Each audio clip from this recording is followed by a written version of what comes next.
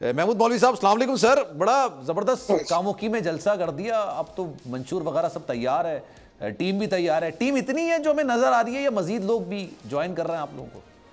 बिस्मिल्लाहिर्रहमानिर्रहीम। देखिए, मज़ीद लोग भी ज्वाइन कर रहे हैं और ये टीम भी काफ़ी है।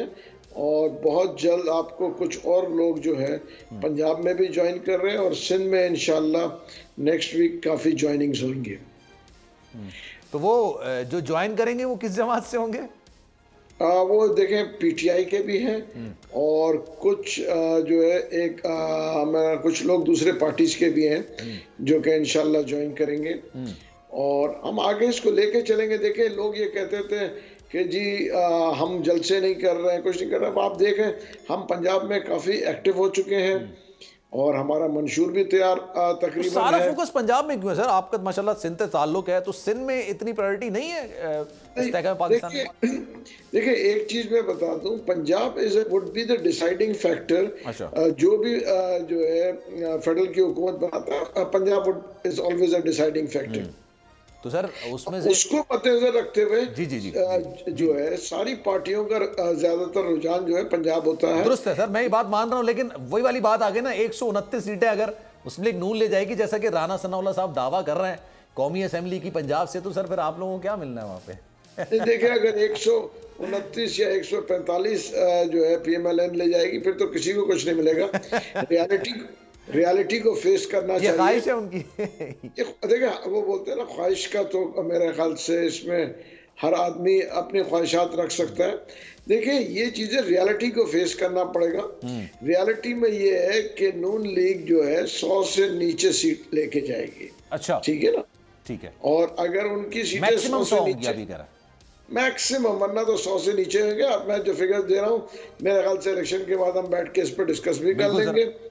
देखिए, एक चीज मैं बताऊं, आने वाली हुकूमत जो है, ये मेरे ख्याल से सब लोग कह रहे हैं, अंदाज मुख्तलिफ है कि आने वाली हुकूमत इलेक्टेड नेशनल गवर्नमेंट बनेगी। आप देखें, नवाज शरीफ साहब भी ये कह रहे हैं कि हम सबको साथ लेके चलेंगे, मुल्क की ज़रूरत है और मईशत हमें ठीक करना है, हम अकेले नहीं कर सकते। उनके भी स्टेटमेंट्स हैं। आसिफ अली जरदारी जो कि काफ़ी सीजन्ड पॉलिटिशियन है, उनका अगर आपने इंटरव्यू देखा, उन्होंने भी बड़े क्लियरली कहा कि जी कोई भी जो है क्लीन और क्लियर मेजॉरिटी लेके नहीं आएगा, तो एक मखलूत हुकूमत बनेगी। लेकिन आपको लग रहा है सर पंजाब के अंदर, अभी आज लाडले का भी जिक्र जहांगीर तरीन साहब ने किया है, नून लीग को थोड़ा पैम्पर किया जा रहा है, मतलब उनको या तो आप समझ लें कि उनको थोड़ी एक्स्ट्रा सहूलियात प्रोवाइड की जा रही हैं, ऐसा आपको लगता है? कि पीपल्स पार्टी तो यही बात कर रही है ना। देखिए, एक चीज़ मैं बता दूं, उसकी वजह ये कि वो बहुत टाइम बाद आए हैं और ख़ास तौर पे मैं कहूँगा उनके केसेस के को मद्देनज़र रखते हुए लोगों को तहफ़्फ़ुज़ात है। इसमें कोई दो राय नहीं है कि इतनी जल्द जो है कानून फैसला करना, जो कानूनी इदारों ने फैसला करना शुरू किया, ये होना तो सबके साथ यही चाहिए, इसमें कोई बुराई नहीं है। मगर अगर इस किस्म का इंसाफ एक गरीब आदमी को और एक आम आदमी को भी मिलना शुरू हो जाए, तो ये बहुत खुशाइन बात है। मगर बदकिस्मती क्या है कि कुछ लोगों को इस किस्म का इंसाफ मिलता है और कुछ सालों जो है कोर्टों के चक्कर लगाते रहते हैं। तो इन चीज़ों को होना नहीं चाहिए। ठीक है। तो मेरे ख्याल से जो जहांगीर तरीन साहब और या बहुत से लोग जो कह रहे हैं लाडला, या जो है पीपल्स पार्टी भी लाडला कह रही है, वो इस तनाजुर में कह रहा है, वजह से कह रही है। पीपल्स पार्टी का एक और शिकवा भी है, मैं इसका जवाब ले लेता हूं जरा तारिक फजल चौधरी साहब से। वो उनका इल्जाम ये भी है कि देखें, साबिक वजीर आजम कहीं भी हैं, राजा परवेज अशरफ भी है, यूसुफ रजा गिलानी साहब भी हैं, खुद शाहिद खाकान अब्बासी साहब भी मौजूद हैं इस वक्त, जो कि साबिक वजीर आजम की लिस्ट के अंदर आते हैं। लेकिन साबिक वजीर आजम की हैसियत से नवाज शरीफ साहब को जो प्रोटोकॉल मिल रहा है वो बाकी लोगों को नहीं मिल रहा है। तारिक फजल चौधरी साहब, ये क्यों ऐसा हो रहा है और क्यों किया जा रहा है ऐसा? देखिए, ये नवाज शरीफ साहब मुल्क के 3 दफा साबिक वज़ीर आज़म है, ये बात बिल्कुल दुरुस्त है। लेकिन उसके साथ साथ वो पाकिस्तान की सबसे बड़ी जो जमात है उसके सरबराह भी हैं। अच्छा। और जितना सिक्योरिटी मियां मोहम्मद नवाज शरीफ साहब, मैं ये कहूँगा कि सिक्योरिटी का ख्याल रखना जितना उनकी ज़रूरत है, आप जरदारी साहब को देखें, जरदारी साहब को भी बिल्कुल मिलता है, साबिक सदर और भी कई रहे हैं, लेकिन जाहिर है बिलावल साहब को भी मिलता है। पार्टी के जो पार्टी के लीडर्स होते हैं उनकी ज़रा सिक्योरिटी और सेफ्टी थोड़ी, उसके प्रोटोकॉल्स थोड़े डिफरेंट हैं। बाकी तो किसी और को भी दिया जाता है तो हमें तो कोई एतराज नहीं। सर हम तो मैं नहीं कह रहे आप कि ही की इनको बना पार्टी दें। के रहनुमा की बात कर देता हूं जो साबिक वजीर आजम रह चुके हैं, शाहिद खाकाना भाई साहब हमारे कराची में ऑफिस में भी आए थे, इंटरव्यू भी उनका, उनके साथ मैंने हैरत अंगेज तौर पे कोई सिक्योरिटी नहीं देखी थी, उनके साथ इनका एक सिर्फ ड्राइवर था। तो सर वो भी तो साबिक वजीर आजम है, उनको भी तो सिक्योरिटी मिलनी चाहिए जिस तरह से नवाज शरीफ साहब को मिल रही है। पीपल्स पार्टी के जितने साबिक वजीर आजम रहे हैं, उन्होंने सर्व किया है पाकिस्तान को, उनको भी वही सिक्योरिटी मिलनी चाहिए, प्रोटोकॉल मिलना चाहिए। देखिए शाहिद खाकान अब्बासी साहब आपके ऑफिस आए हैं, मैं तो हैरान हूँ कि वो ड्राइवर के साथ आए हैं, वरना शाहिद साहब जो हैं वो अकेली अपनी गाड़ी खुद चलाते हैं और इसी तरह मूव करते हैं। मुझे जितनी दफा भी सिंपल लिविंग वो कहीं बिल्कुल मिले हैं, किसी टीवी चैनल पे मिले हैं, दाएं बाएं मेरे भाई हैं, तो मैंने अक्सर तो सर इस्तेहकाक तो उनका भी है ना, उनको भी तो प्रोटोकॉल मिलना चाहिए ना साबिक वजीर आजम का भी मिल सकती है, उनका इस्तेहकाक है। अगर वो नहीं लेना चाहते या नहीं रखते अपने साथ सिक्योरिटी तो इसका ये मतलब नहीं कि बाकी भी सारी अपनी सिक्योरिटी खत्म अच्छा कर दें। मैं महमूद मौलवी साहब की तरफ भी जाऊंगा।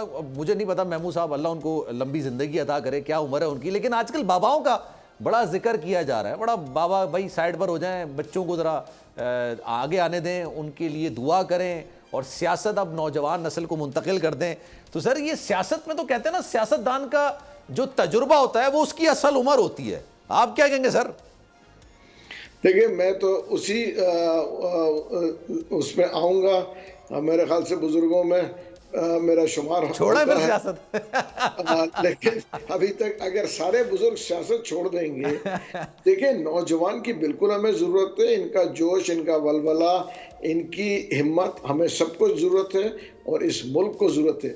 मगर अगर ये कह देना कि बुजुर्ग सियासतदान जो है वो घर बैठ जाएं, तो ये मेरे ख्याल से कुछ मदरसे में भी बैठ जाए मदरसे में बैठ जाएंगे, कोई बात करने वाली नहीं है। और ये भी आप देखें ना कि एक जो है पॉलिटिकल पार्टीज एक गुलदस्ता होती है, इसमें बुजुर्गों का भी काम है, अधेड़ उम्र लोगों का भी काम है और नौजवानों का भी काम है। ये कहना कि जी सिर्फ नौजवान करेंगे तो चाहे किसी फील्ड में हो, देखिए मिलजुल के होता है। कोई ये नौकरी तो कोई नहीं कर रहा कि जी 60 साल का हो गया रिटायर हो जाए। तो फिर बिलावल साहब ने ये बात क्यों कही है और किसको कही है? मतलब मैं ये आपसे आपके ख्याल में, आप इतने सीनियर सियासतदान हैं, आपको लगता है जरदारी साहब की तरफ उनका इशारा है या नवाज शरीफ साहब की तरफ या मौलाना साहब की तरफ? देखिए मेरे ख्याल से उनका इशारा सबके तरफ है और जरदारी साहब ने तो खुद अपने उसके अंदर इंटरव्यू में समेत उन्होंने कहा, खुद समेत उन्होंने तो खुद के मतलब देखिए, अगर उनके वालिद साहब खुद कह रहे हैं कि ये मुझ समेत कहा है तो उसके आगे मैं क्या कहूँ। और देखिए जहां तक हम बात कर रहे थे सिक्योरिटी का, मेरा ख्याल से नवाज शरीफ साहब की और बल्कि कुछ सीनियर पॉलिटिशियंस की सिक्योरिटी को वाकई में देखना चाहिए। उसकी वजह कि इलेक्शन के नज़दीक आप ये देखें ना, काफ़ी कुर्बानियाँ जो है सिंध से हो चुकी हैं। तो अब ये ख्याल रखना है कि अल्लाह ना करे कि कोई ऐसी चीज पंजाब से, अल्लाह ना करे, बिल्कुल हाँ बिल्कुल। तो इसलिए सिक्योरिटी में कहूँगा कि जो सीनियर लोग हैं उनकी सिक्योरिटी जरूरी है, जो कि एक सीनियर पॉलिटिशियन है, मतलब जो भी पार्टी के सरबराह वगैरह चाहे कोई भी हो, उनको सिक्योरिटी मिले। सब्सक्राइब करें और बेल दबाएं ताकि कोई खबर रह न जाए।